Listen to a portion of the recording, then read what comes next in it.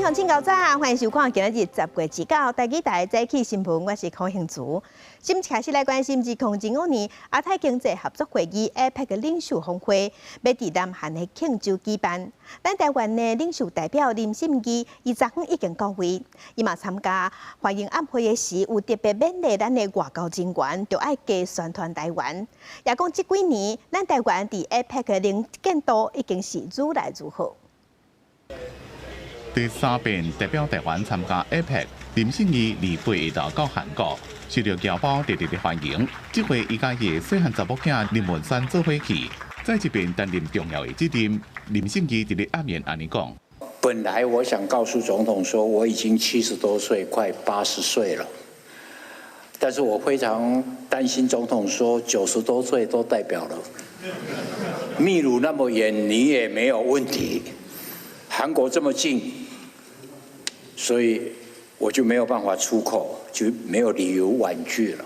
林信义也勉励每一位外交人员，拢是台湾走向国际代言人，就要利用驻外或者是各种国际交流的机会，尽可能侵入当地文化，交当地朋友。在这摆局势，经济领袖会议更加是台湾难得会当参加的峰会。多年来，我们透过积极的参与，台湾在 APEC 的能见度 不断的提升，也对 APEC 的区域的繁荣发展做出具体的贡献。照 APEC 议程，30开商部长记者会，咱代表包含科学园区的主管机关、国科会主委吴成文，加经贸办总谈判代表杨振年，会说明台美关系谈判议程，也有去美国投资的相关事项。过来是美国总统川普加中国国家主席习近平第30个场边会晤，议程上尾2天回答这平等联婚演讲，也有经济领袖会议。 台湾领袖代表团下榻饭店周边挂起红布条，做好预备。除了总统府资政林信义，外界也关注经贸办总谈判代表杨珍妮是否与美国贸易代表格里尔这回有机会互动。每一个国家的经济加政治领袖做伙，美中关系伫咧这回正电加变化，每一项拢牵动地政治。大家也继续关心台湾接落来所面对的国际局势。记者综合报道。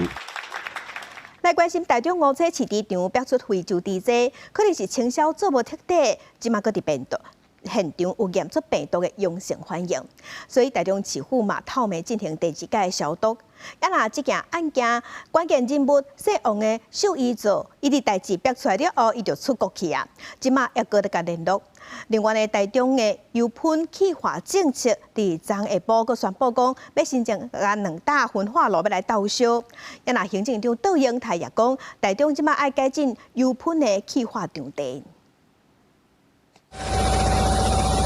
为半暝到日时，防疫人员2届进入营地场消毒。台中市乌车区营地场发生非洲猪只，经过台中市政府全场消毒了后，也伫同一场所验出2个环境病毒阳性反应。农业部认为消毒无彻底，市政府27半暝甲28晚间中昼各进场消毒。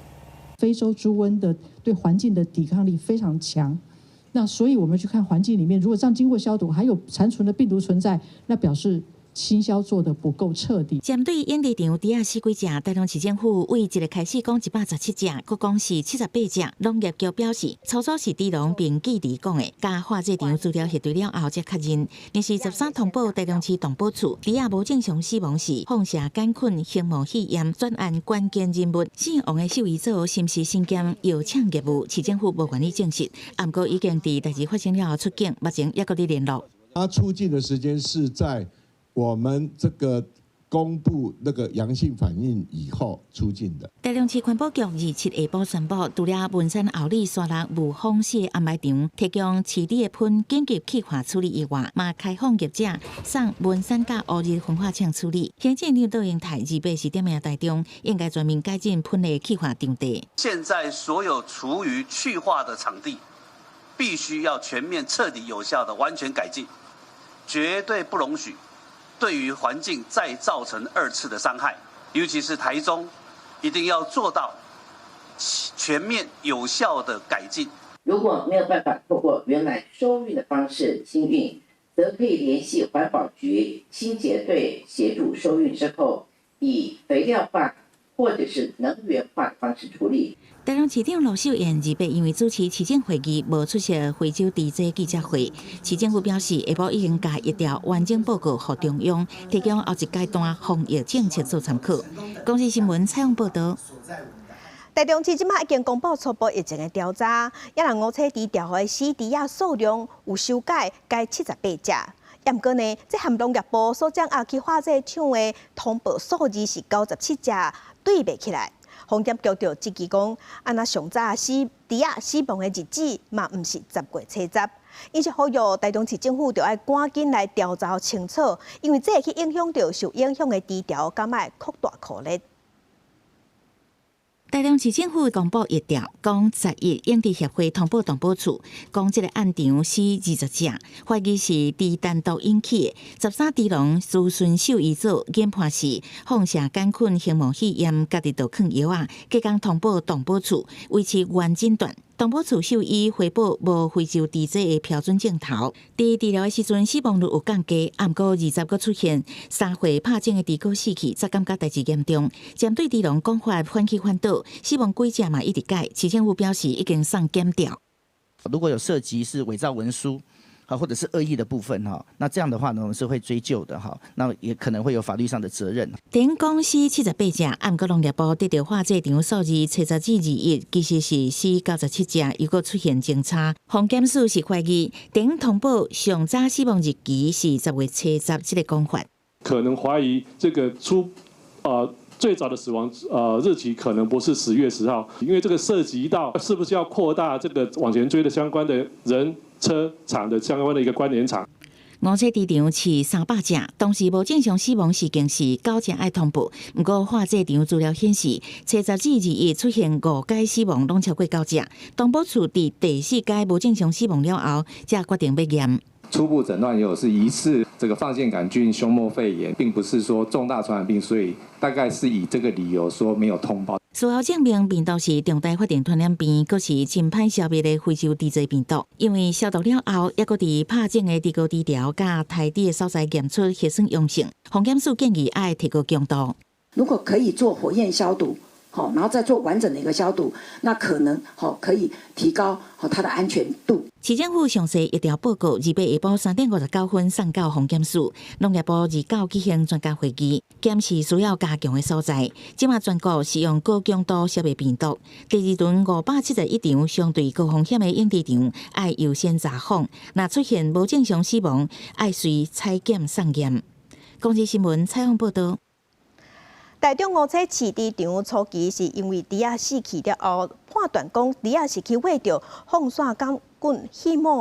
核膜肺炎。毋过外界即马积极讲，就是第一时间判断错误，才会延误着防疫。也若全国的饲猪协会是认为讲，根本就无需要去讨论猪仔喂着啥物病，因为猪仔无正常死亡，自本就爱采检，是行政单位无要无紧，行政单位有责任。也若即马学者是认为讲，咱台湾的生物安全策略会当利用这一届全面来检讨。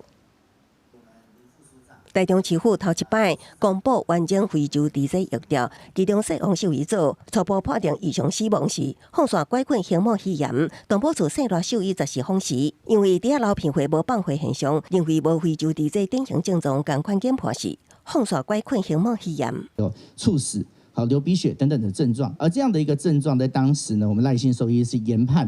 也比较接近这个放射杆菌胸膜肺炎的症状尤其是没有血便的迹象。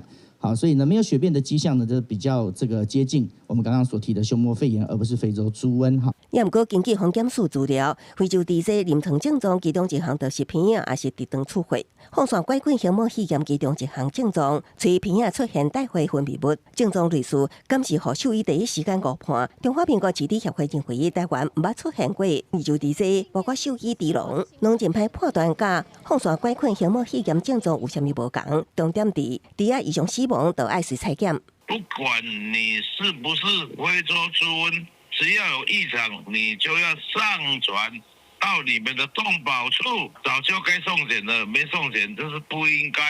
东部学者表示，非洲地质除了发烧，呼吸道黏膜出血、软组织调红、皮状症起等症状，2018年后明，捌对亚出非洲地质出现流鼻血等非典型症状，有可能造成延误通报，措施防疫黄金时机。我们大概想说，也没有非常密集的、高强度的送去其他国家去学习这方面的东西，因为你去现场去做这些相对的病理检验，然后其实你相对就有生活安全风险。好，所以我觉得这件事情对台湾来讲，的确它是一个蛮大的挑战。现代副教授王建凯认为，非洲地质初期破除并不简单，即摆疫情会当作为台湾市场防疫量能测试，国家政府安全策略也会当就此全部检讨。公视新闻采访报道。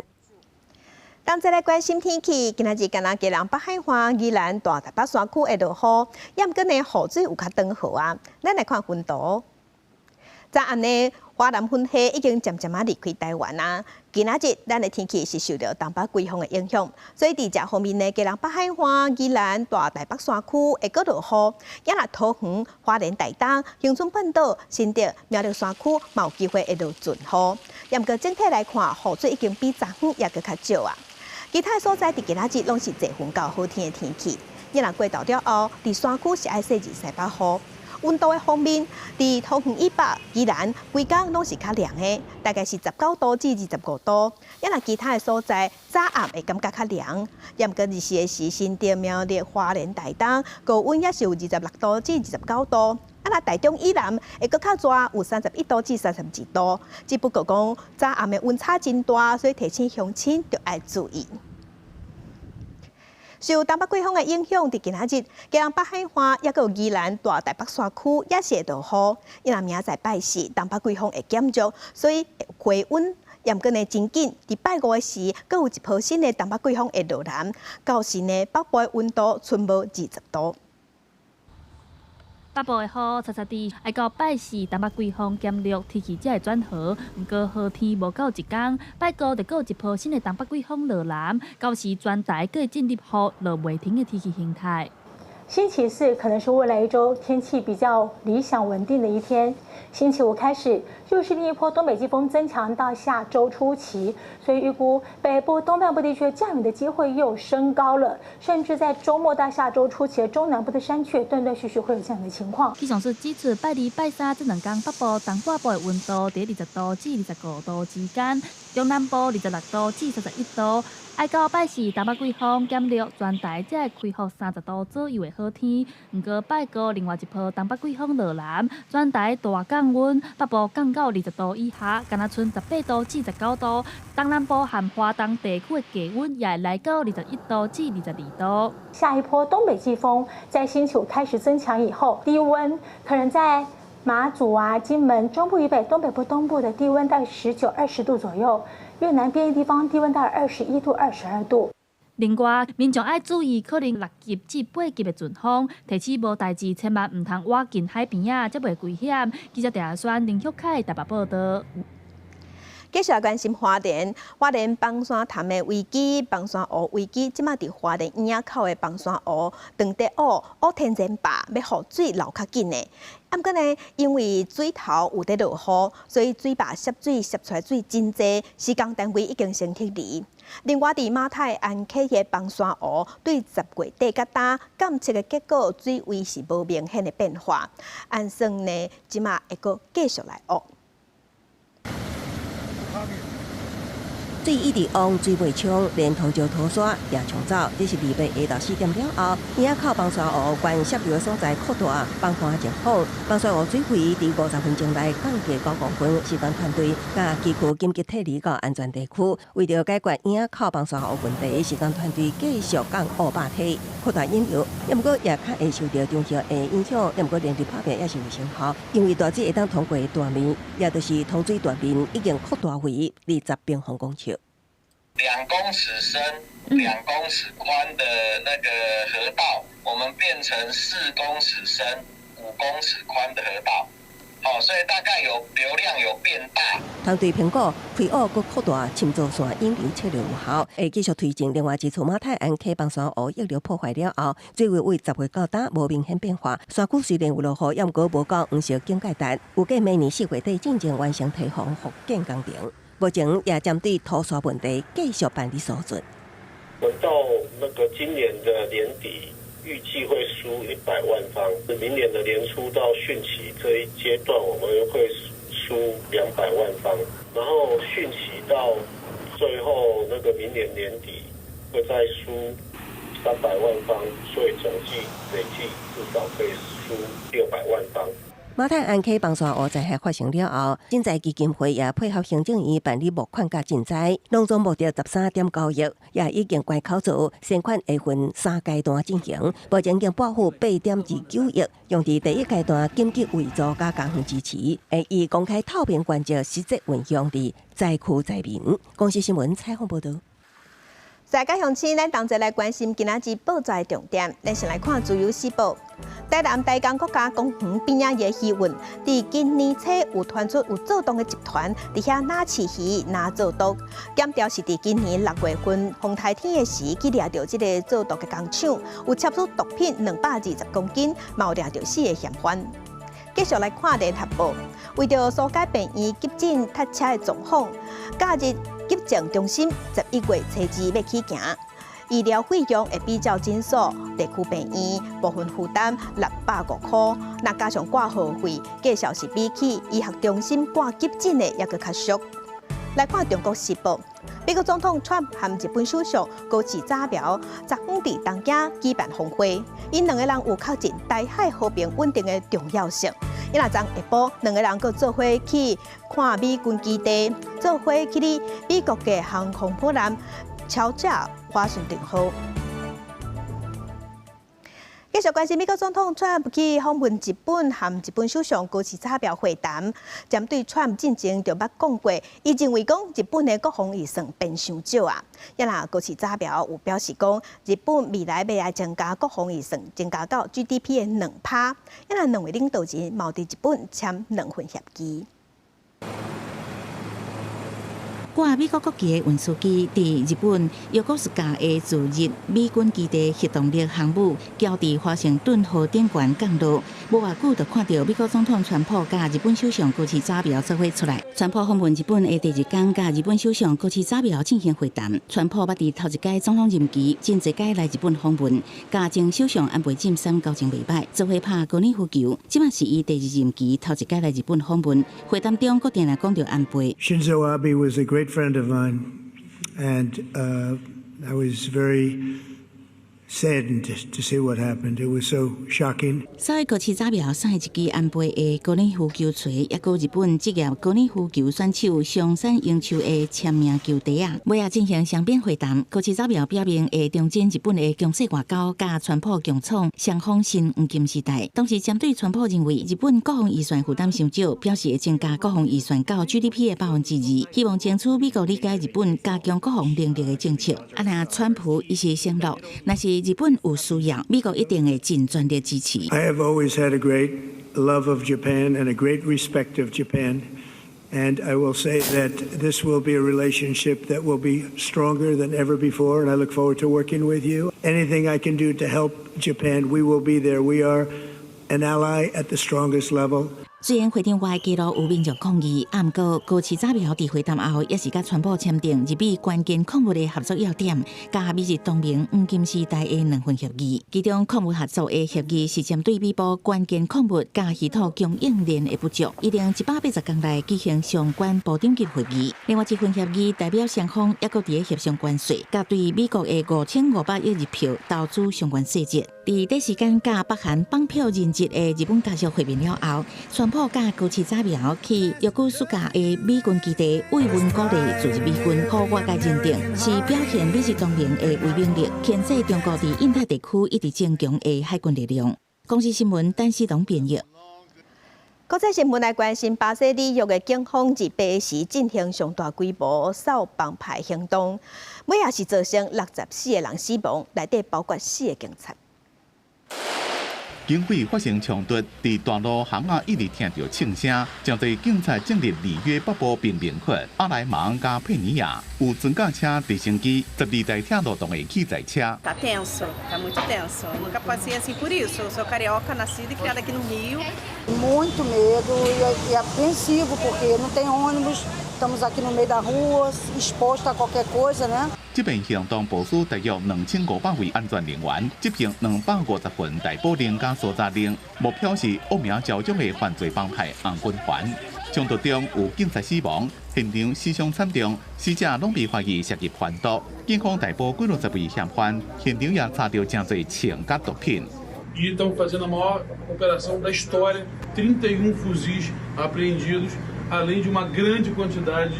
de drogas. 有一寡民间团体批评这种军事化行动造成大量的死伤，是一场悲剧。巴西司法部长莱万多夫斯基也讲，联邦政府伫咧事先也无收到州政府对这边行动的支援请求，伊也是看媒体报道才知影这边行动的进展。 里约自后礼拜开始，将会办包括全球城市市长峰会在内等几多项国际气候加环保的相关活动。巴西政府当局伫进前就伫咧办重大活动进前，针对犯罪集团进行大规模的行动，像2016年的里约奥运，加2024年的G20。公司新闻黄文玲编译。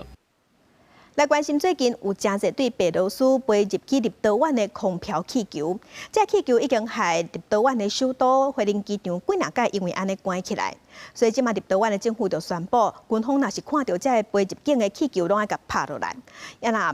和白罗斯的陆地边界要无限期关起来，佮要求北约针对这代志爱提出应应措施。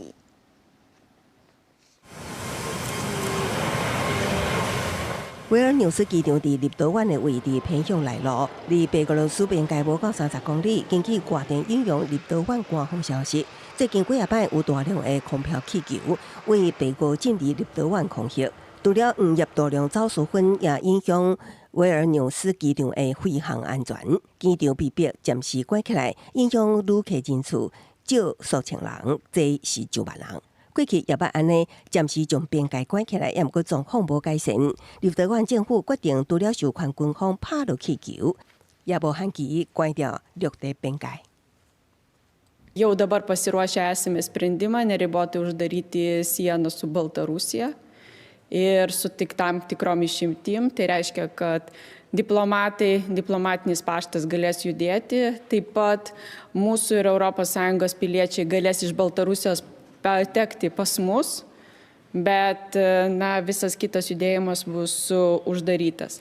虽然立陶宛的雷达侦测证实，这气球确实是来自白俄罗斯，也毋过这气球也被多数拢是走私粉。对此，立陶宛甲欧盟都算无其他的事情，有关确定是白俄罗斯配合莫斯科当局对立陶宛等北约国家发动所谓的混合战。对立陶宛的做法，白俄认为空飘气球误入走私物品，属于刑事犯罪，无应该犯政治化。立陶宛单方面关掉边界是对邻国的惹事。除了空飘气球，俄乌战争引起关注的重大议题，就是无人机。两个交战国拢指控对方调工用无人机针对无武装平民发动攻击。不过联合国人权理事会上新的报告显然采信乌克兰方面的讲法。报告指出，在扎波罗热地区的涅伯河战化，俄军无人机有计划针对平民客家发动攻击，必须当地居民面对道理加远之苦。公司新闻徐家珍编译。今仔日国际上还有啥物大代志？甲乡亲咱做伙来看世界。以色列嘅总理纳坦雅胡伫今仔日下令，要求军方爱对加沙走廊发动空袭。哈马斯虽宣布要慢车行另外一个人质的遗体，理由是以色列违反停火协议。那美国的副总统范苏伊表示，虽然即马有出现一寡零散的冲突，也毋过加沙走廊的停火协议也是有效。另外，美国的国防部长赫格塞斯表示，美军有伫东太平洋发动3架的空袭，拍沉4架可疑的运毒的船只，有造成14个人死亡。不过，华府这款反毒品的行动是有引起争议，因为因直头针对可疑的船只发动攻击，各单已经造成57个人死亡。继续看美国总统川普今仔日对日本会飞去南韩，会和南韩的总统李在明见面，两个人嘛举办峰会。这是因两个月进前伫华府见面了后第2届面对面个会谈。川普今仔日嘛和辉达的执行长黄建勋见面，那明仔载伊是要和中国国家主席习近平见面。来关心台湾的半导体伫世界出名，因为台湾伫半导体制造方面真厉害，全世界有90%以上精密的晶片拢是咱台湾做的。台积电嘅节目，台湾技术部嘛有专访外交部政府处长吴志忠。伊是讲，中国的野心真大，中国想要效想台湾背后，还有一个目的，就是想要摕到咱半导体技术。伊是认为保护咱产业、保护台湾上好的方式，就是互台湾和世界利益合作伙。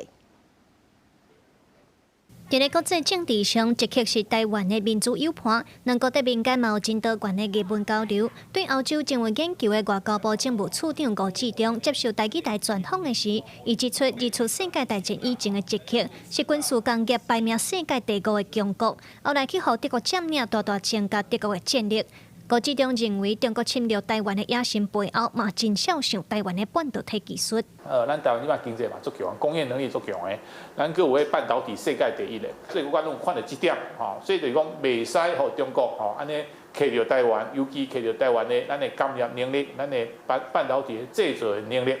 对战略位置来讲，台湾和日本、甲菲律宾等等，拢伫第一岛链，是国际防堵中国扩张的第一防线。吴志忠指出，半导体产业链是国际性的生态，在制造方面，精密晶片90%以上是台湾做的。伊认为，咱要保护家己的产业，和台湾和世界利益结合做伙，这也是保护台湾上好的方式。即摆来比中国一步，就是讲，咱就比中国一个武器咱就做惨的。即摆咱若比世界利益，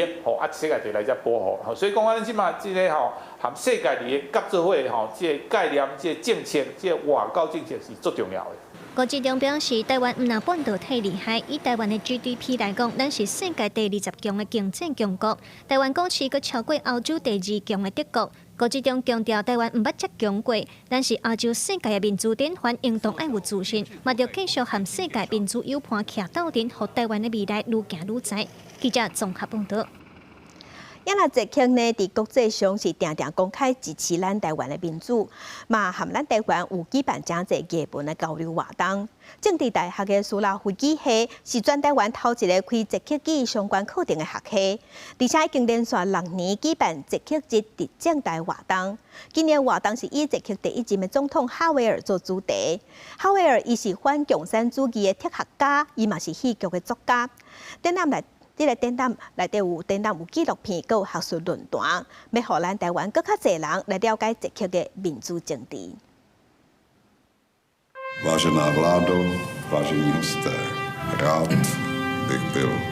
dobrým prezidentem. 纪录片讲明哈维尔记录1992年捷克斯洛伐克共产政权解体了后，捷克第1任总统哈维尔上任以后的每一天，伊是反霸权的哲学家、戏剧作家，嘛是反共产主义者。伫前总统陈水扁任内，捌来拜访台湾，咱嘛颁勋章，予伊感谢伊公开挺台湾家己的下国。当第6届捷克日伫政大的系列活动，嘛要放这出纪录片，互更加侪人了解捷克的民主政治。It's like a royal throne. Havel sitting on it, representing the power, yet laughing. And the quote says, "Being in power makes me permanently suspicious of myself." This is Havel. So I hope that the visitors can learn more about him, because for us, for Czech people, he was such an important figure, and I believe that also he was one of the most important moral figure of the 20th century in Europe. 捷克嘛，甲政治大学苏拉夫语文学系共同规划特点，完整呈现捷克前总统哈维尔的一生，见证捷克走向自由和民主的过程。系主任表示，说来活动也跟有捷克舞蹈工作坊和论坛，希望透过学术交流，了解哈维尔对当代社会的影响。拜喜，我们会有一个很盛大的论坛，我们邀请了捷克的学者，还有台湾的学者，总共有6位，然后我们会去讨论大家对哈维尔的形象的想象是什么，对于当代社会还有什么样的影响。捷克的一整大的系列活动，自8开幕当中2礼拜。系主任表示，捷克和台湾在历史和民主化的过程有真侪相像的所在，希望透过这样的活动，通促进民众对捷克的了解。记者卢尚珠、郑俊尧台北报道。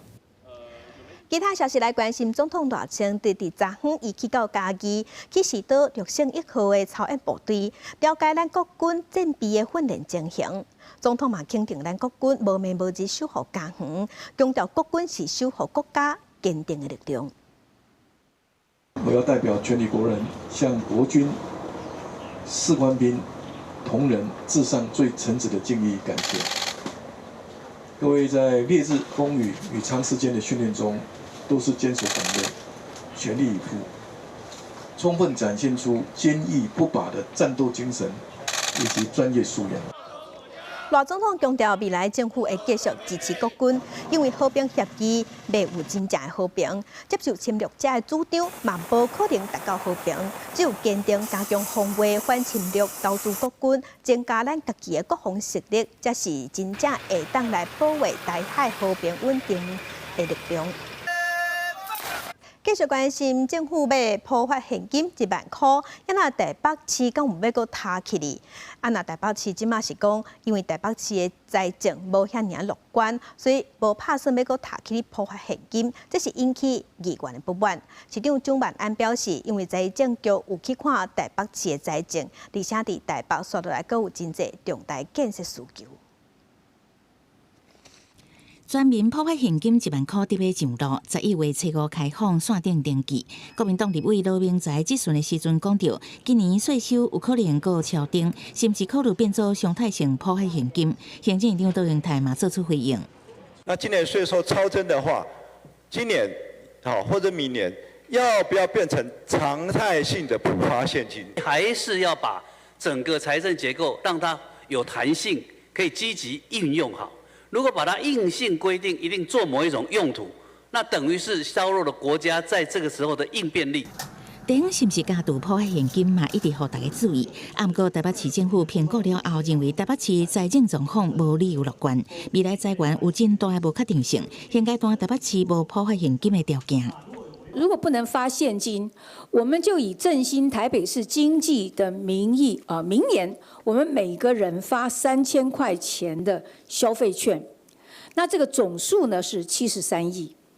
然后呢，我们限定它必须在我们台北市消费。蒋万安不要双标哦，希望蒋万安能够把过去要求中央普发现金的态度落实到台北市政府来。财政局长吴晓南28去议会财检委员会报告表示，中央税收甲地方税收结构无同，国家国际普发现金的案例，普发现金是由中央发放，中央普发现金确实有较公平。我想财政局有整体衡量我们台北市的财政状况，以及接下来各项重大建设的需求，也会持续跟议会来沟通。台北市政府评估结论出来，哪里议员拢不满，调集人林世忠决议提案交付委员会大会，由大会所有议员讨论，由社会大众公开评论。公视新闻采访报道。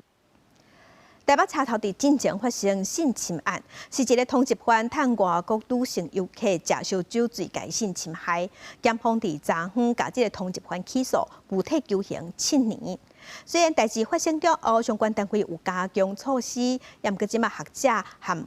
妇女团体拢建议，爱全面来检视公共空间的安全。伊若代替嘛回应表示，当地研究敢要加监视器。旅客坐落来休困，警方伫现场注意上，若是有人倒落来，随过去坑倒，壁面嘛打广告，除了中央大厅，其他的所在禁止坐喺涂骹。真侪人来来去去的台北车头，有关规格咧维护，因为像是进前的10月初9爆发性侵案，经过检方调查，2照趁机会性交者罪嫌，甲犯案的涉过查甫人起诉。检察官依刑法趁机性交罪、公然猥亵罪提起公诉，向法院具体求处有期徒刑7年。北检查出社区的查甫人伫犯案进前是和被害的外国籍的查某人和过来的家友做伙食酒，但被害人有意识的时阵已经明确拒绝伊的肢体动作，嫌犯出伫家友离开了后，趁查某人酒醉无意识强加性侵害。尤其社区的查某人犯后的态度，伫警讯的时阵承认，警早的时阵阁好认，互检方批评真恶质。监视器的一些死角可以避免掉的作为，我们会研议吗？因为那个战区辽阔要怎么来设置，或者是那个我们还要演绎。因为案件发生在人真济公共场所，和车头的公共安全引起讨论。代替和铁警这单位加强安全联防，提关键警率，提出真济项强化措施，嘛当地建议改善监视器材设备，防堵治安死角。事务当中有蛮多的公共场所，这些犯罪人知道哪些的那个摄影机是哪些死角。那如果有一些可能类似厕所里面的一些求助铃，这也是不错。发生在台北车站大厅了哈，也凸显出治安死角跟公共冷漠的问题了。那我也要提醒说，营造这个友善路人的社会气氛哦。学者和妇委会唔那是做伙建议全面检视公共空间的安全监控，而且这案件阁是价值外分，才有人主动帮助报案，嘛点出营造友善过路人社会气氛的重要性，避免出现旁观者的效应。记者综合报道。高雄有民众讲，伊接到电话，讲伊的口罩内底这钱有无正常的交易。了后呢，随阁出现一个假警察，讲要喊伊失信。这警察阁提出假证件，要求民众都爱配合调查，要做笔录。阁讲爱民众把钱转去，互警察来保管这个钱。因若警方是回应表示讲，若是要做笔录，无一定袂是敲电话的，所以一定是诈骗。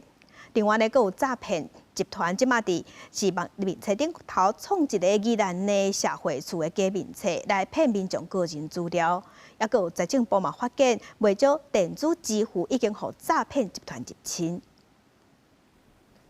穿警察的甲倒啊顶放警察的帽啊，场景敢若是伫个警察局。这个和民众失信的人，其实是一个假警察，为着骗民众，对方阁提出假的原警证。顶管写讲高雄市警察局刑事警察要替伊线顶做笔录。到一个很紧急的事件，他说什么因为他现在查到什么你们有基地异常，那你如果没有在下午几点之前先去做处理的话，那有可能什么账号会被冻结什么的。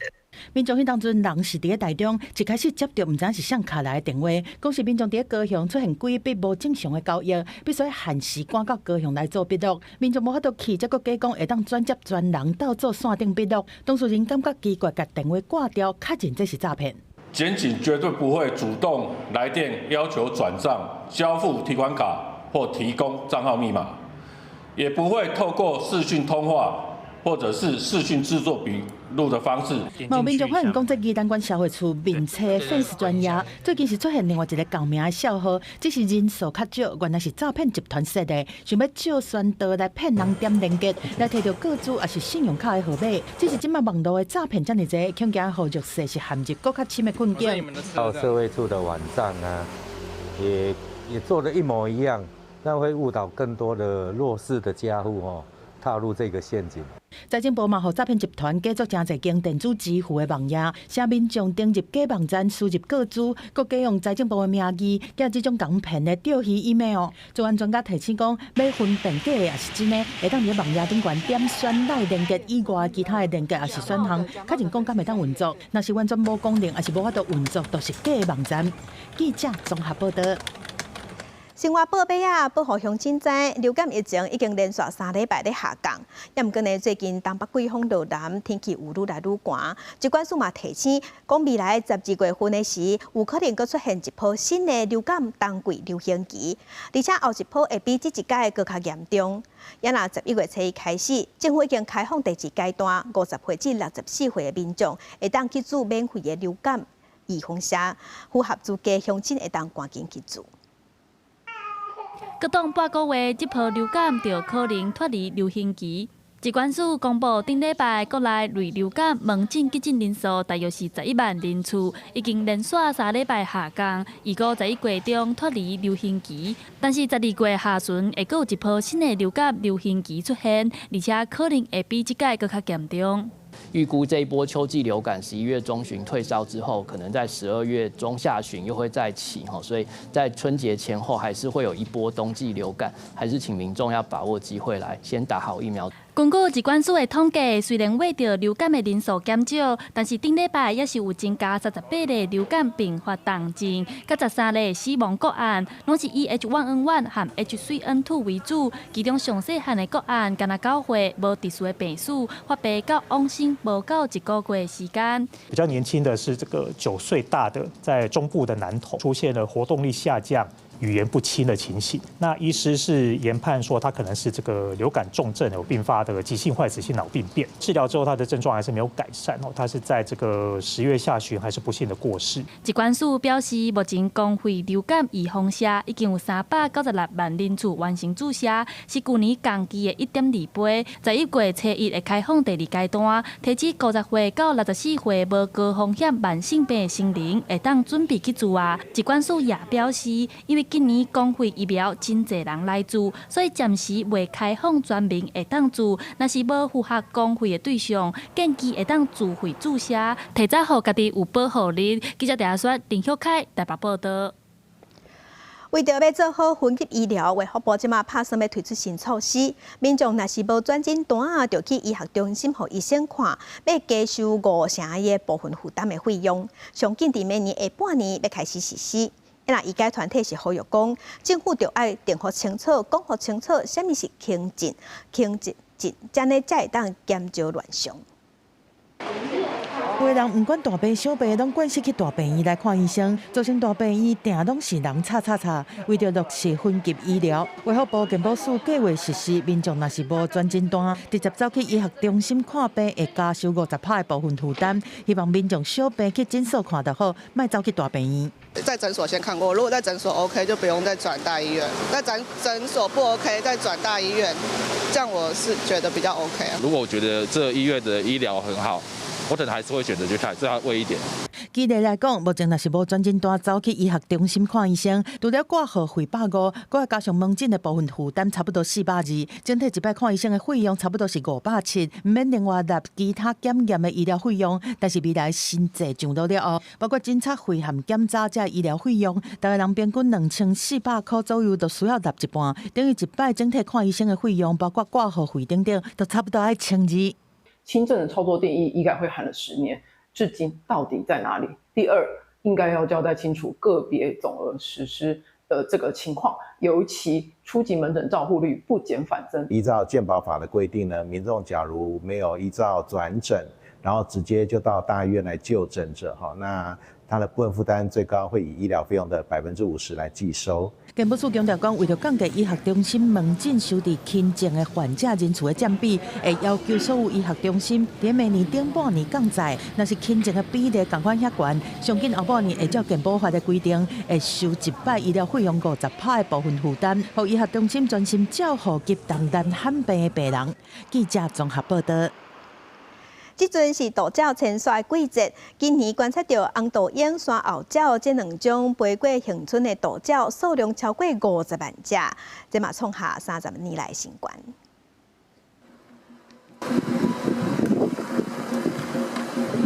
规阵的鸟仔伫山顶飞来飞去，看起来密密实，这拢是号做国庆鸟仔的山后鸟。恒春半岛的大鸟迁徙，统计至27，赤腹鹰累积数量突破40万了后，山后鸟嘛破10万3000多只。今年2种主要过境的猛禽，合计数量冲破50万只，创下30年来调查记录，互观察鸟的学者拢感觉足欢喜。今年过境的情形较特殊，就是10月初往常会出现大量，不过今年10月初就明显有咧过境。伊的感受感觉讲相当足好诶啊！对咱一般民众看影的人来讲，迄当然咧感觉会相当的欢喜。垦丁国家公园管理处委托台湾猛禽研究会做调查，今年山后鸟对10月初开始过境，10月11到26个16天，除了10月19因为气候歹无观察到之外，有15天逐天拢观察到超过2000只，甚至有一天出现14000只，数量真侪。数量会这么多，可能不外2个原因，一个是繁殖地还有迁徙地、渡冬地可能保育的情况比较良好。再者就是这个10月的期间，东北亚这边的那个台风影响比较少。过境的数量创纪录，唔但证明恒春半岛对大鸟迁徙路线的重要性，嘛互观察鸟的民众看甲足欢喜。不过，垦管处表示，20观察到赤腹鹰敢若5只，山后鸟嘛剩190只，数量明显减少，表示10月这波的迁徙要结束啊。记者柯明哲，屏东报道。来看农业部和外交部有合作举办农业青年大赛活动，让少年农民去外国交流，甲咱台湾的农业技术、甲知识和别个国家分享，替咱台湾用农业拼外交，嘛去学习别人的技术，互相求进步。而茶叶对于我来说，则是一份传承和责任。影片当中的茶农是第一届的农业青年大赛，唔但传承出来的茶园，也去菲律宾交流，参考别人的技术，拍开家己的眼界。像我们自己回家以后，就是把一些茶叶，从父执辈啦，从阿公那边做一些改变。那不管是行销，或是这个打团体战，或是做这个青农组织的部分啊，那也希望让更多的年轻人吸引一起回来，然后一起打拼这样子。有少年农民讲，拄好爸爸想要转型欠骹手，伊和小弟就登去斗三工，对源头生产到后壁的社群经营全拢参与，也去国外交流，希望透过交流帮助厝内种的土豆转型。我们想要慢慢的走到就是6级产业的这个部分。那本来爸爸都在1级产业这样。农业部和外交部合作，已经举办6届的农业青年大赛，让台湾的少年农民出国去交流，甲台湾的农业技术、知识、态度和热情，和别个国家分享，也用农业替台湾拼外交，也去学习别人的进步。农业部伫拜二头届举办等后头厝活动。所有参加青年大使活动的这个所有的学员呢，我们想要把它聚集在一起。了解我们这些学员参加过这场活动之后呢，他们的改变，还有他们获得的一些经验。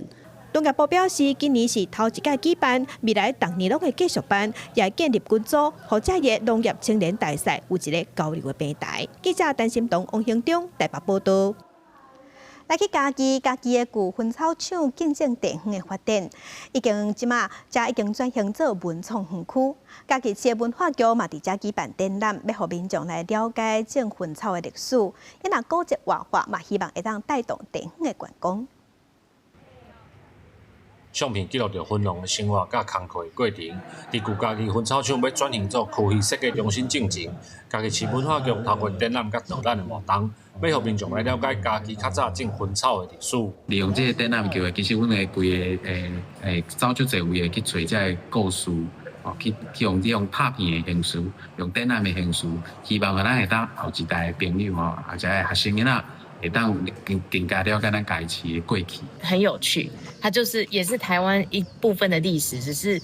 它可能暂时被暂停。那我们现在把它重新开启那个播放键，所以我就觉得很有兴趣。对，所以我觉得来参加这样的活动很有意义。占地3公顷外的旧家己薰草厂，伫2019年登录做家己市的历史建筑了后，家己市伫2021年正式执行薰草厂的活化计划，希望透过空间的改建甲利用，保留这1941年启用到大历史厂区。这个展览呢是第一步，让大家重新再认识一下烟叶厂的历史。接下来呢，我们要进行的是烟厂的活化。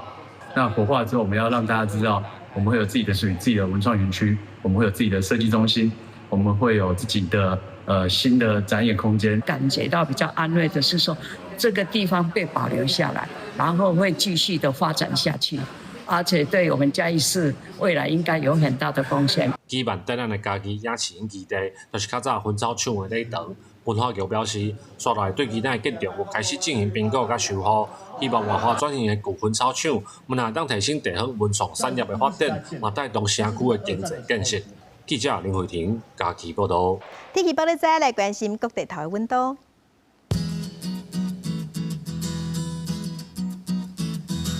北部的温度上低19度，上悬是26度。中部的温度上低20度，上悬31度。南部的温度上低21度，上悬32度。东部的温度上低20度，上悬29度。外岛18度至26度。